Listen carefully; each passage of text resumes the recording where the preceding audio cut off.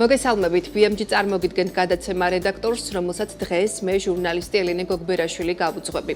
მაგნატის საქმეზე ვისაუბრებთ დღევანდელ გადაცემაში. ბოლო წლებში ამ თემაზე ბევრი თქვა, ბევრი დაიწერა მათ შორის მედიაში, თუ რა სქემით დაათმობინეს წინა ხელისუფლების პირობებში ბიზნესმენ ჯემალ ლეონიძეს მის მიერ დაფუძნებული ნავთობ კომპანია მაგნატი. დღეს ჩვენს კითხვებს სწორედ ბიზნესმენი ჯემალ ლეონიძე უპასუხებს და შევეცდებით გავცეთ პასუხი კითხვებს, აღდგა თუ არა ამ საქმეზე სამართლიანობა და რა ეტაპზეა სხვადასხვა ეპიზოდზე მიმდინარე გამოძიება. სანამ სტუმარი შემოგვიერთდება, მაყურებელს კიდევ ერთხელ მოკლედ შევახსენებ დეტალებს ამ საქმესთან დაკავშირებით.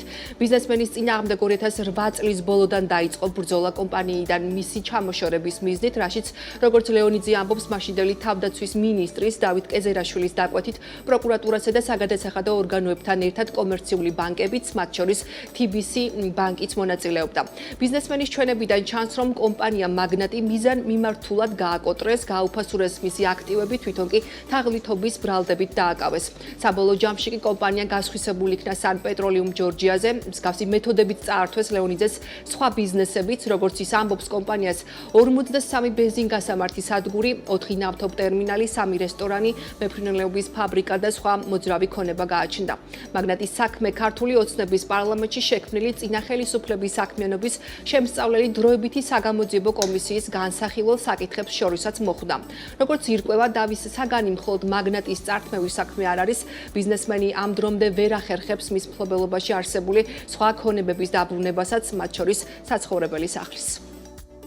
ღვინის მარანი მქონდა, ლუდის სახარში მქონდა, რესტორნები მქონდა, 3 საკუთარი რესტორანი მქონდა, ავტოგადამამუშავებელი ქარხანა, მეფრინველობის ფაბრიკა და მიდის ვინ მოასწრებს რომ ხელი დაადოს და ეს ყველა არის იმ პარტიის ან მაღალჩინოსანი, ან პროკურატურის მაღალჩინოსანი, ან მათთან დაახლოებული პირები. ესე წავიდა ჩემი საცხოვრებელი სახლიც მცხეთაში, რომელზეც ეხლა მაგ 2011 წლიდან გავიარე სასამართლო პროცესები, სასამართლო მომაკუთნა მე ჩემი საცხოვრებელი სახლი ბატონებო 2016 წელს ამ პერიოდში მავანმა, რა თქმა უნდა, პროკურატურასთან და იმ ხელისუფლებთან დაახლოებულმა კი არა შეკრულმა მოახერხა ჯერ ქონების ჩუქება, მერე გასხვისება, სასამართლო პროცესები მიმდინარეობს და ჯერ ჩუქებას აფორმებს, მერე ნასყიდობას მივედი საჯაროებში და ყავს კეთილსინდესიერი მებადრონე. ამან რახან მოახერხა ჩუქება და მერე გაყიდვა სასამართლო პროცესების მიმდინარეობის დროს ხალხო მართლა ესეთი ეს არის 2013-16 წლები 25 წელია დღეს და სასამართლო გადაწყვეტილება რომელიც მიჭირავს ხელში დინა სახლი ჩემია და ცხოვრობს სხვა უკანონოდ ხომ ვერ მოახერხე იმის გამოსახლება. როგორც გვახსოვს, სამართლიანობის აღდგენა ქართული ოცნების ხელისუფლებაში მოსვლის ერთ-ერთი დაპირება იყო, რადგან ჯემალ ლეონიძის მსგავსად წინა ხელისუფლების დროს ქონება არაერთ ბიზნესმენს წაართვეს. ამ მიზნით 2015 წელს საქართველოს პროკურატურაში სამართალწარმოების პროცესში ჩადენილი დანაშაულის გამოსაძიებლად სპეციალური დეპარტამენტიც შეიქმნა, რომელსაც პროკურორი ირაკლი ნადარეიშვილი ხელმძღვანელობს. ეს დეპარტამენტი 2012 წლის 1 ოქტომბრიდან მთავარ პროკურატურაში შესულ საჩივარ განცხადებებში მითითებულ, მათ შორის ქონების უკანონოდ ჩამორთმევის შესახებ ფაქტებს იძიებს.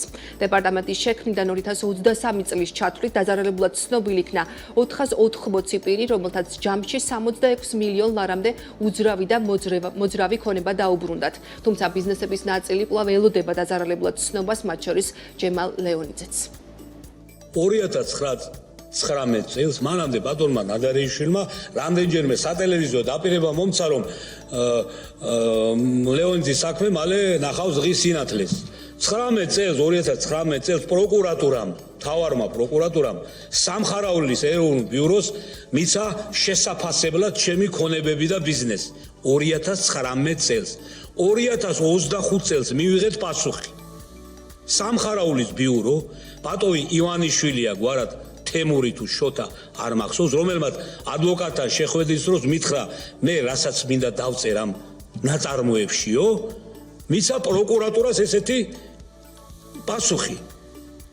სამხარაულის ეროვნულ ბიურო ვერ აფასებს 2009-10 წლის მდგომარეობით მაგნატის ქონებების და ბიზნესის ღირებულებას.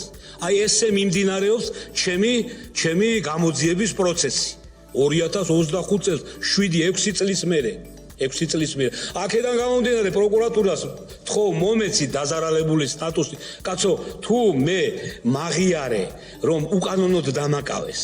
თუ დაწერე რომ ჩემი ავტორიტეტის იმიჯის თავმოყარების შელახვის გულისათვის დამიჭირეს და დაწერე შუამდგომლობა რომ მე ვარ დაზარალებული ამ მომენტში, ანუ უკანონო პატიმრობით მეკუთვნის ზიანის ანაზღაურება. კაცო, პატიმრობა ჩემი რისთვის მოხდა, ხომ საქვეყნოდ ცნობილია. ქონებების ნაწილში ჩემი დაზარალებული სტატუსის დაწერას რა უნდა ბატონო სუზარ, ხო? არაფერი. რა ეტაპზეა გამოძიების პროცესი, რა საქმეებზე არსებობს უკვე სასამართლო გადაწყვეტილებები და როგორ მიმდინარეობს სამართლიანობის აღდგენის პროცესი ქართული ოცნების ხელისუფლების პირობებში. ჯემალ ლეონიძესთან ვაგრძელებთ საუბარს, მაგნატის მფლობელი პასუხობს დღეს რედაქტორის მკითხვებს. ბატონ ჯემალ, მოგესალმებით. პირველ რიგში უღრესი მადლობა რომ გამონახეთ დრო და ვსტუმრობთ გადაცემაში. მოგესალმებით, მივესალმებით თქვენ მაყურებელს. მადლობა მოწვევისათვის. ბატონ ჯემალ, მადლობა თქვენ სტუმრობისთვის. საკმაოდ ვრცლად ისაუბრეთ მათ შორის პარლამენტში საგამოძიებო კომისიის ხდომაზე. ჯერ კიდევ წლების წინ რა ვითარებაში, რა სქემით მოხდა თქვენთვის ნავთობ კომპანიის ჩამორთმევა. ამაზე ჩვენც ბევრი გვისაუბრია წლების განმავლობაში, თუმცა დღეს მინდა რომ ჩვენი ეს საეთერო დრო გამოვიყენო იმისთვის, რომ ვისაუბროთ დღეს რა სტატუსი აქვს ამ სამართლებრივ დავებს. როგორც თქვენს ეთერს მიღმა გითხარით 27 საქმეზე დავობთ რეალურად სხვადასხვა ინსტანციაში. სასამართლოს ეტაპზე რა ინსტანციებშია დღეს ეს საქმე, რა კონკრეტულ საქმებზეა უკვე გადაწყვეტილება მიღებული და უკვე რამე ხელშესახების შედეგები ნახეთ თუ არა სამართლიანობის აღდგენას გულისხმობ ბუნებრივია. მოგახსენებთ ეთილი იყო ჩემი ფეხი ამ სტუდიაში. მე დღეს გახარებული ვარ, ბედნიერი ვარ. არ მიზეიმია, მაგრამ ვაპირებ ზეიმს.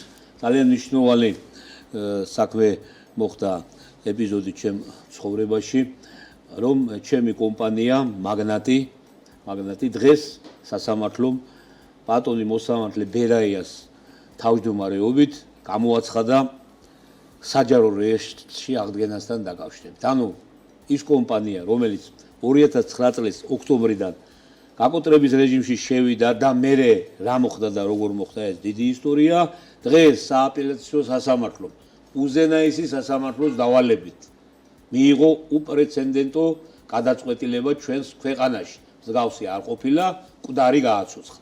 ანუ სამეწარმეო რეესტრში აღდგება სტატუსი კომპანიის? კომპანია აღდგება სტატუსით, აღდგება თავისი ყველა მონაცემით, აღდგება პირვანდელ რეჟიმში, სანამ გაკოტრებაში შევიდა. ანუ ეს რას ნიშნავს თქვენთვის?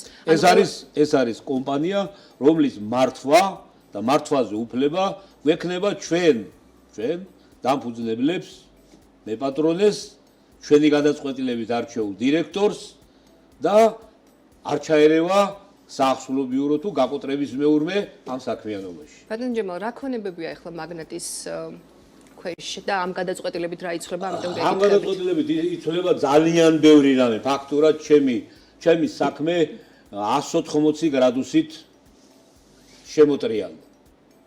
180, 360 მთლიანია, ხო, ნახევრად. იმიტომ რომ ამ კომპანიას მიეცემა საშუალება, ჯერ ამ კომპანიას დღეს ამდენადაც საკვირველი არ იყოს გაკოტრების რეჟიმში შესვლის შემდეგაც საჯარო რეესტრში რიცხული ქონება ქონდა. საკვირველი. რა ქონებებზეა საუბარი? იყო წილები ქონდა სხვადასხვა კომპანიებში და ჩემი წარდგენილი ინფორმაციით სასამართლოში ქონდა ქონებები, მაგალითად კონკრეტულად სასამართლოს მიერ გაცემული საახსოვლებრივი ფურცელი ქონდა ორგანიზაციებზე თანხის ამოსაღებად.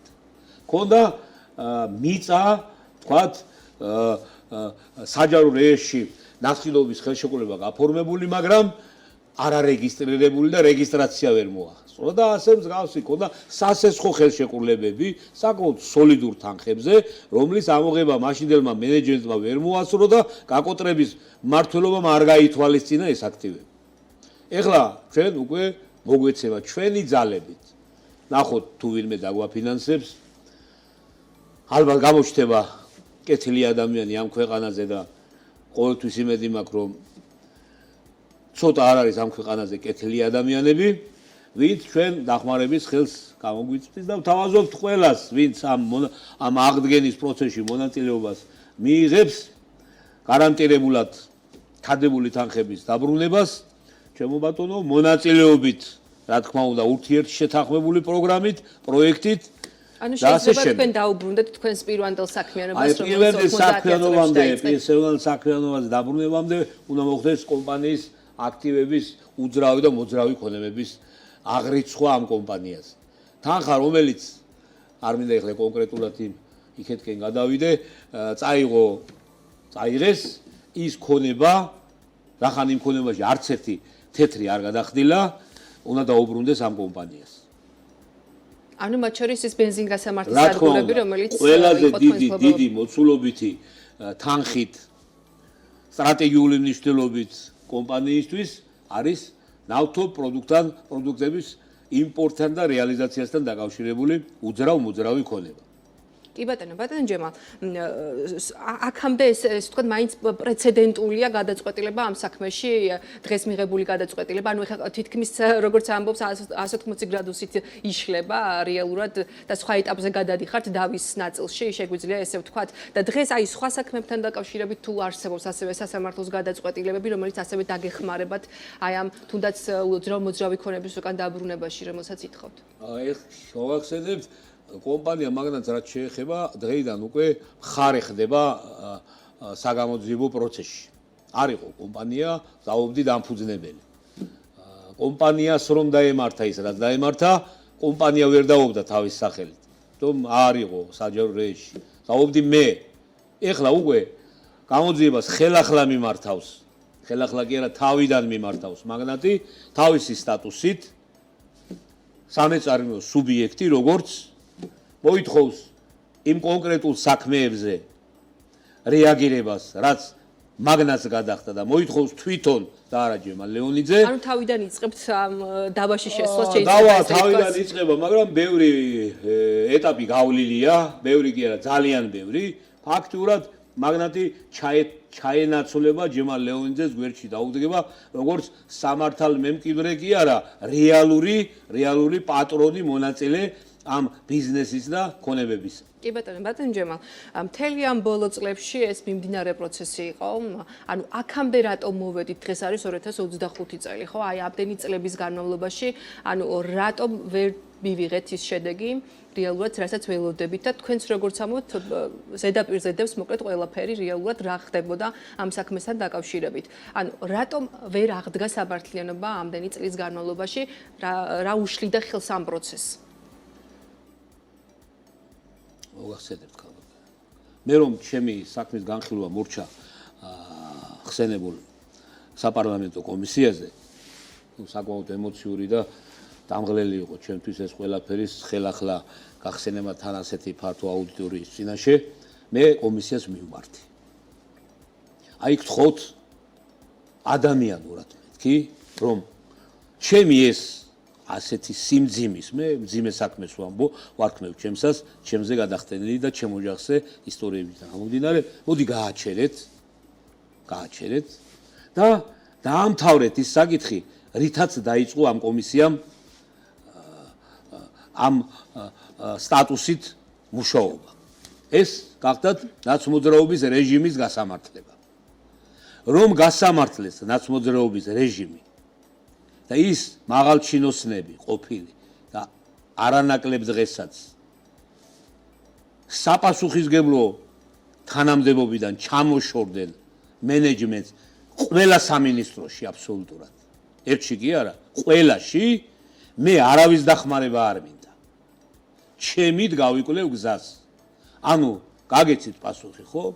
დღესაც ის ხალხი აფერხებს იმას, რის გამოც მარტო მე კი არა, ქვეყანა მიდის უკან. ქვეყანა მიდის უკან იმათი საქციელის გამო, რასაც სულ ყველა ხედავთ, ხო? ყველა ხედავთ, არა? არ მინდა მე ხა პოლიტიკურ ჭრილში გადავიდე და არა მაქვს სამაგისო არც წარსული, არც სურვილი, მაგრამ ეს ადამიანები, რომლებმაც დაანგრიეს ქვეყანა, რომლებმაც აი თუ რამე გააჩნდა ქვეყანას ამდენი საუკუნეების მანძილზე ღირსება, ხომ? სულ ყველაფერი წაართვეს და მე ხმამაღლა ვამბობ და ვიტყვი ყოველთვის. რომ არა ბიძინა ივანიშვილის ეს რისკი თავისი სასიცოცხლო და თავისი ოჯახის სასწორზე რომ არ დაედო, მე ორჯერ მეტი ის ქონდა გათვალისწინებული კიდევ ადამიანების საჩივრიდან გამომდინარე დამემატებოდა სასჯელი. ციხიდან გამოსვლაზე ლაპარაკი ზედმეტია. ასე იყო ძალიან ბევრი, რომ არა ამ ბატონის, რომელსაც მე ფეხზე ადგომით ყოველთვის, რას გააკეთებს და როგორ დაამთავრებს სიცოცხლეს ღმერთმა იცის, მაგრამ გაკეთებულიდან გამომდინარე, ხო? მე, ჩემი ოჯახი და ბევრი ამ ქვეყანაში, ვისაც არ აქვს მხოლოდ ნაციონალების მიმართ რაღაცა, არ ვიცი, რა დავარქვა, სიმპათია არ ქვია მას რა, ავადმყოფური ტოლვა, ხო? ყველა მადლიერი უნდა იყოს, მე არაფერს არ მოუწოდებ, მაგრამ ჩემ გულითად ემოციას გამოუწევ და მადლობა რომ ამის საშუალებას მაძლევთ თქვენი პოზიცია და აგეცით პირდაპირ კითხვა თქვენ შეკითხვაზე. რატომ არა? იმიტომ რომ დღესაც ჩემი საქმის მონაწილე პროკურორი, ქალაქის პროკურორია.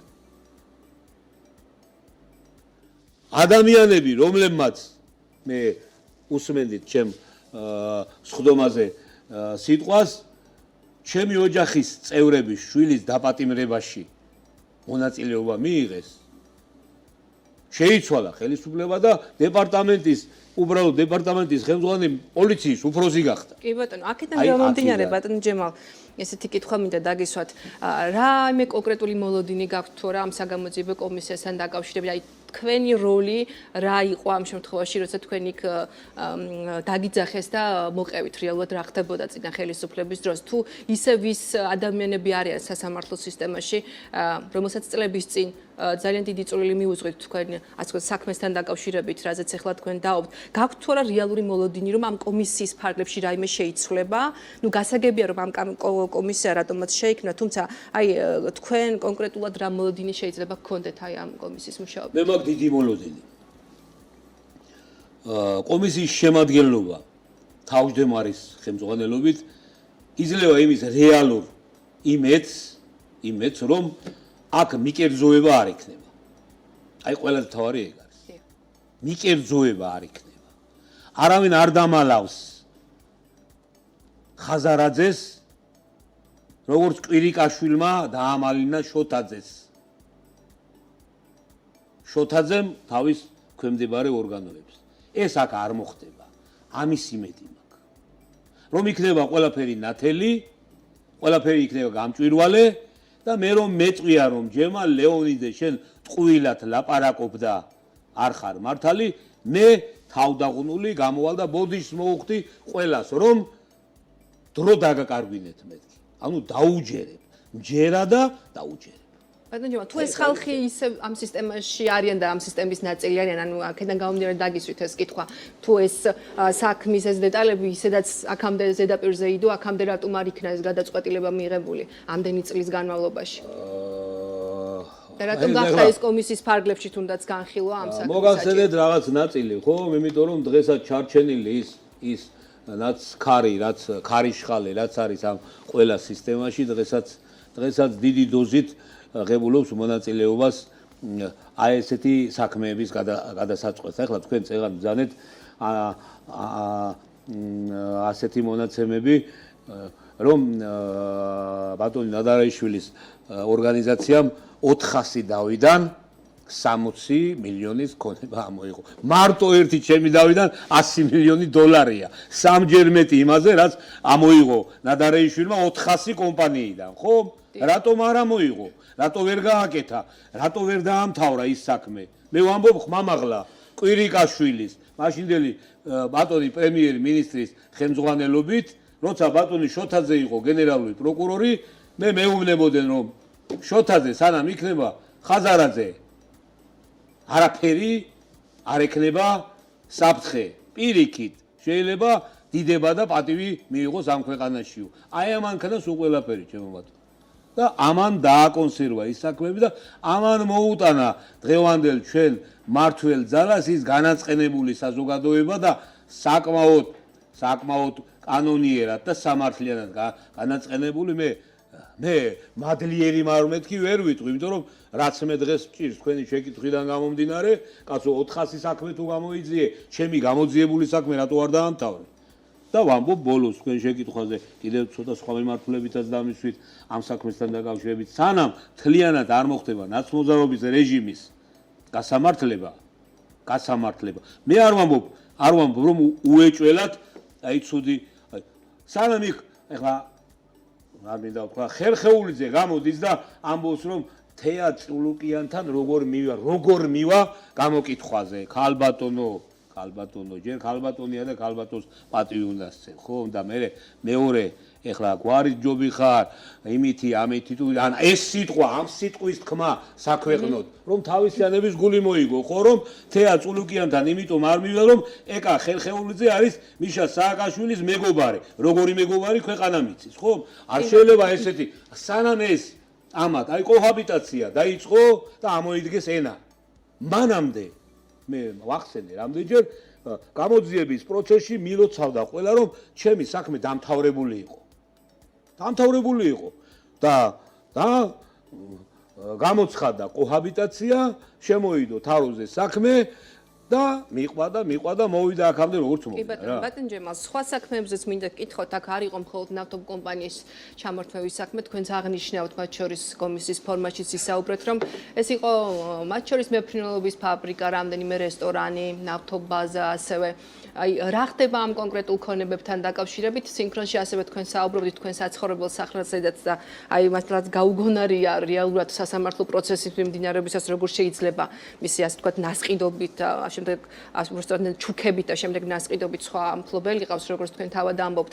აი ამ კონკრეტული ბიზნესების მიმართულებით რა ხდება, რა სტატუსი აქვს? აი მე განმავცოდა ეხლა თქვენ ჩემი საცხოვრებელი საქმესთან დაკავშირებით იქ ანონსიც იყო ჩემი არაერთხელ მთელი ის ფილმების ის არის ამ საქმესთან დანაშაულებებთან დაკავშირებით. 2011 წელს დაწყებული საქმე დღეს კიდევ ვერ დავამთავრე, იმიტომ და მე ახლა თქვენი ტელევიზიით ვამბობ პირველად, მე 14 აპრილს მაქვს პროცესი და ამ ქალბატონ მოსამართლეს უნდა მივცე აცილება. მე არ გამიფრთხილებია ჩემი უფლების დამცველები, 4-5 ადვოკატი მყავს ამ კონკრეტულ საქმეში, რაც ეხება ჩემ იმას. მოემზადოს იმისათვის, რომ მე ამ მოსამართლეს უნდა მივცე აცილება იმისათვის, რომ მე რასაც გძნობ, ის კი არ არის შინაგანი გძნობა. ხო? ეხლა მე რაც ის თქვი და ახლაც ვამბობ, რომ სასამართლომ მომაკუთვნა ჩემ ოჯახს, ჩემს და ჩემ მეუღლეს ქონება, საცხოვრებელი სახლი, გააუქმა აბსოლუტურად ყველა აქტი, რის საფუძველზეც ამ მეპატრონეზე გადავიდა ეს ქონება. ხო? და ამ ხნის განმავლობაში ახალი ხელისუფლების პერიოდში, კაცო, ადამიანმა მოახერხა ის, რაც მოახერხა.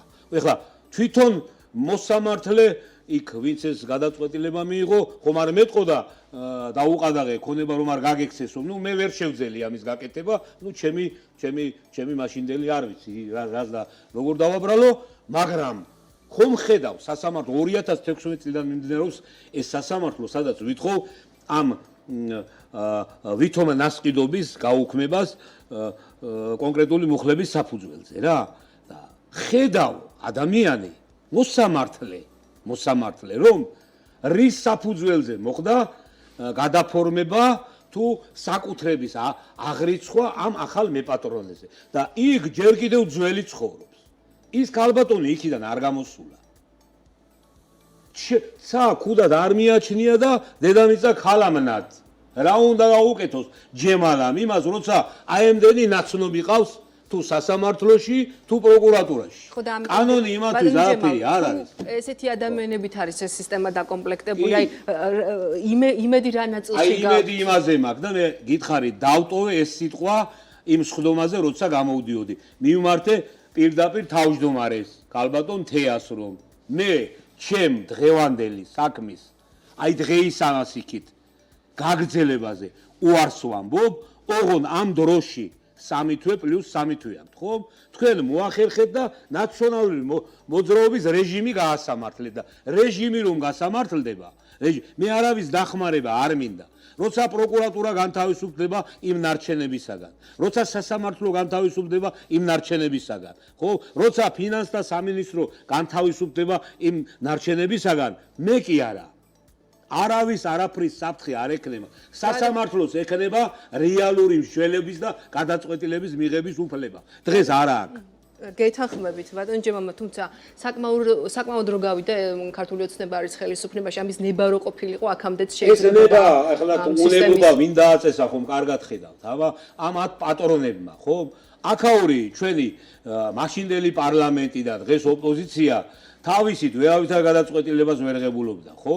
იმათ არ აწყობდათ ქვეყანაში დაალაგებული სიტუაცია, დაწყნარებული სიტუაცია, რაც აწყობდათ იმაზე ხარჯავდნენ მილიონებს, ეს ხალხი კმაყოფილი იყო, ჯიბეში იდებდნენ ფულს და აცხოვრებდნენ ოჯახებს ფუფუნებაში და სახელმწიფოს ინტერესებს საერთოდ არ აქცევდნენ ყურადღებას. ეხლა იქ ლეონიძე თავის დავას მოიგებდა თუ წააგებდა ეხლა წევან გვარი ვახსენე და იმის შემადგენლობას აინტერესებდა იმათ მოწოდება იყო რასაც მეც აგინებდნენ ხელისუფლებას რაც მეც სუთ სიტყვით იტყოდნენ ივანიშვილზე რაც მეტად ზარალებდნენ ხელისუფლებას სიტყვით თუ საქციელით ეს იყო იმათი მუშაობა დღესაც ასეა ბატონ ჯემალ მე გისმენდით საკმაოდ თითქმის 2 საათის განმავლობაში საუბრობდით კომისიის ჯერ ჩვენ არ ვასრულებთ თუმცა კომისიის ხდომაზე საუბრობდით ბევრს აი თია წულუკიანი ახსენეთ და ხომ არ გქონიათ შესაძლებლობა კომისიის მიღმა გესაუბრათ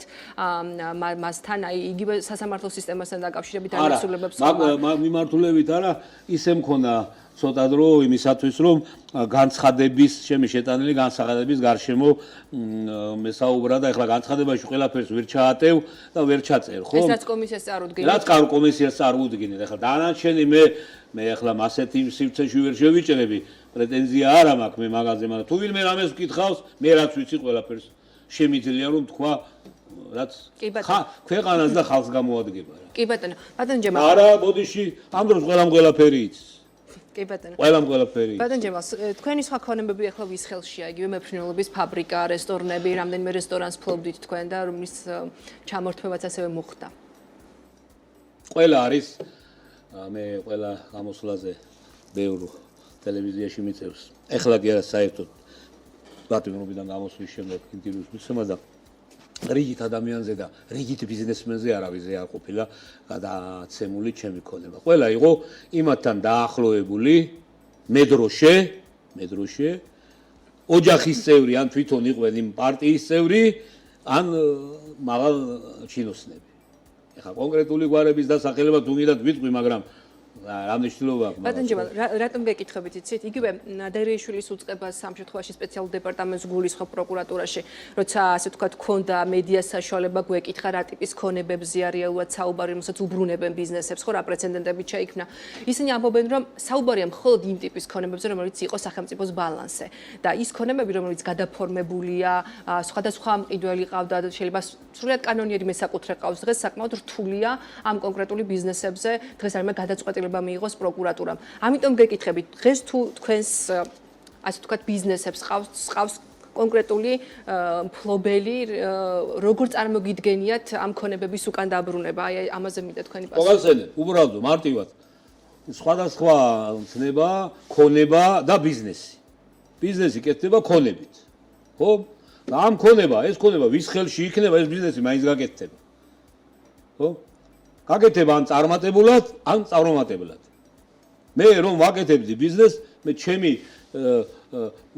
მოთხოვნებისგან გამომდინარე წარმატებულად მიმაჩნდა ჩემი ბიზნესის საქმიანობა იმ ქონებებით, რაც მე მაშინ მქონდა.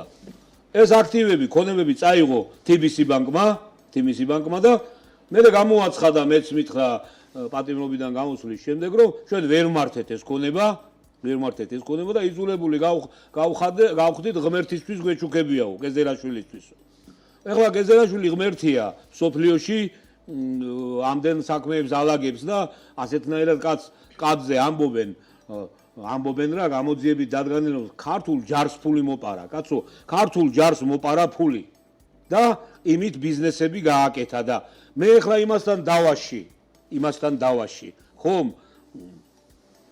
ჯერ სანამ ჩემი საქმე მივა იქამდე 1000 საქმეა იმის წინააღმდეგ გამოსაძიებელი. ანუ რისი იმედი მაქვს ეს ქონებები რომ აი ხშირად მეუბნებიან არანორმალური ხარო. რატომ? ვის ედავებიო? კაცო მე არ ვედავები. ეხლა გუშინ გამოუცხადებია ჯაფარიძე და ხაზარაძე ყოფილან თავიანთ არხებზე, მე მგონი თუ სად არ ვიცი, მე არ მისმენია და ამ კაცო შენთან არაფერი საპრეტენზიო არ აქვს და ვიზეც აქვს, ნუ მე რა ვიცი, მოუყოლიათ ისტორია, რატომ მოსამართლეები არ დაისაჯენ, ვინც გამასამართლა უკანონოდ პროკურორები და ასე შემდეგ. მე გუშინ ეთერში უთხარებ დღესაც მეუბნები. მე არ გედავები. მე სადაოდ არ მაქვს საქმე. მე გთხოვ ჩემ ქონებას. დავა იქნება მე, როცა შენ იწყვი ან ჰო ან არას. და გაქვთ მაგის მოლოდინი რომ დადასტურდება რომ უკანონო წაიღეს. დადასტურებულია, ჩემო, კარგო. დადასტურებულია. საგამოწეო პროცედურებით დადასტურებულია. მე იმ ბატონმა, რომელმაც ჩემი საქმის გამოძიება დაიწყო მაშინდელი პროკურატურის პირობებში 2011 წელს, აი როგორც გამოვედი თავისუფლებაზე და გააგრძელა, დამთავრებული ქონდა დანიშნა მაშინ 2009 წლის გაზაფხულზე ექსპერტიზა იმ კომპანიის, რომელშიც ჩემი ქონებები გადავიდა. ის საქმე დღესაც თაროზეა შემოდებული. ის ბეტონი გააუშვეს სამსახურიდან. გააგდეს 2013 წელს. ეს რატო გააკეთეო? მე მაინც იმედი მქონდა. დღესაც იმედი მაქვს. ამასინად მომილოც ამ სხდომის შემდეგ ამ ბატონმა ბექა გუგეშაშვილია კაცი, რომელიც ღირსებით ამ ცხოვრებაში თავის შვილებს და შვილიშვილებს ნათელ გზას დაუტოვებს. ამ ხაზარაძე და იმისავით კი არა, ჯაფარიძესავით რომ შვილს აჭერინებდნენ, ჩემ შვილს აჭერინებდნენ, იმიტომ რომ კეზერაშვილისთვის ქონება ეჩუქებიათ. შვილების პატრონი ადამიანები, შვილების ახალგაზრდა კაცს აჭერინებენ და ჩვენ არ გაგვიკეთებიაო. აჭერინებენ იმიტომ რომ ჯემალა არ გაჩურდება თუ შვილს არ დაუჭერთ და მოდი შვილის დაუჭიროთ, თვითონაც დავაკავოთ, ყველაფერი ჩავკეტოთ, დავკეტოთ და ქონება ავდგეთ და ვაჩუქოთ კეზერაშვილს. აი ეს გააკეთეს. კი ბატონო, ხო და პასუხი კიდევ ბოლომდე რომ იმედი მაქვს. ერთი იქიდან გამომდინარე რომ ამ კომისიამ თუ შეძლო, ჯერ უნდა შეძლოს ნაცა რეჟიმის გასამართლება და ყველასთვის ადგილის მიჩენა ღმერთმა დამიფაროს, მე რომ მათი პატიმრობა ვისურვო. მე ციხე გამოვლილი კაცია. კი ბატონო. მაგრამ ყველას თავის უნდა მიეზღოს. უნდა მიეზღოს როგორ? სამსახურში ჩემს შვილის წინ ის არ უნდა დადგეს. ჩემმა ვერც ერთმა შვილმა დღემდე ვერ მოძებნა ადგილი სახელმწიფო სტრუქტურებში. დაწერენ ქსიო, შეავსებენ შეზღუდვად გამ მიიკვირს ეხლა მე უნდა მეთქვა ქალბატონო თეასთვის იქნება ვინმეს მოუკითხოთ რომ რა შეზღუდვა აქვს ჩემ შვილს როცა მერიაში შეიტანს განცხადებას იმის შაშტატო გამოცხადებული რომ იქნება კონკურსი და ეუბნებიან შეზღუდვა გაქვს აი რა შეზღუდვა შეიძლება გქონდეს ადამიანს ჩემ შვილს თუ საკუთარი თავისი რაღაცა აქვს და პატიმრობა მე მაინც იმედი მაქვს მაინც იმედი არა თუ არ და მე ვიცი რომ მაინც გავალ სამართლიანობის მიღწევას გისურვებთ რა თქმა უნდა მთელი ამ წლების დავა უნდა დასრულდეს რა თქმა უნდა თქვენი გამარჯვებით ცოტა დრო გვაქვს დარჩენილი ამიტომ კიდევ ერთი კითხვის დასმა მინდა მომასწრო დღეს რა საქმიანობს ჯემა ლეონიძე ასევე საინტერესოა დღეს ქართულ აქტიურ ბიზნესში ისე 27 სასამართლო დავა ჯერ დამახსოვრება უნდა რიცხვებს როდის არდება მე მომზადება უნდა ხო ადვოკატთან კონსულტაციების გავლა უნდა ბაჟის გადახდა ადვოკატთან თანხების გადახდა ამ თანხების მოძიება რეგისტრაცია და ასე შემდეგ და ასე ვარ სოფელში ყავს საქონელი ღორები ფრინველები ვირები ცხენები რა ვიცი ადამიანების გარდა სულ ყველა ცხოვრობ მარტო და ცხოველებთან უფრო კარგად გძნობ თავს ვიდრე ადამიანებთან რა ბატონჯება, მე გისურვებ წარმატებებს, ჯანმრთელობას, მხნეობას და პირველ რიგში გამარჯვებას მთელ ამ პროცესში. მადლობა კიდევ ერთხელ რომ პასუხობდით ჩვენს კითხვებს. მაყურებელს ვეტყვი რომ ჯემა ლეონიძე, მაგნატის მფლობელი საუბრობდა რედაქტორის პირდაპირ ეთერში. მადლობა ყურადღებისთვის, მე გემშვიდობებით ნახვამდის.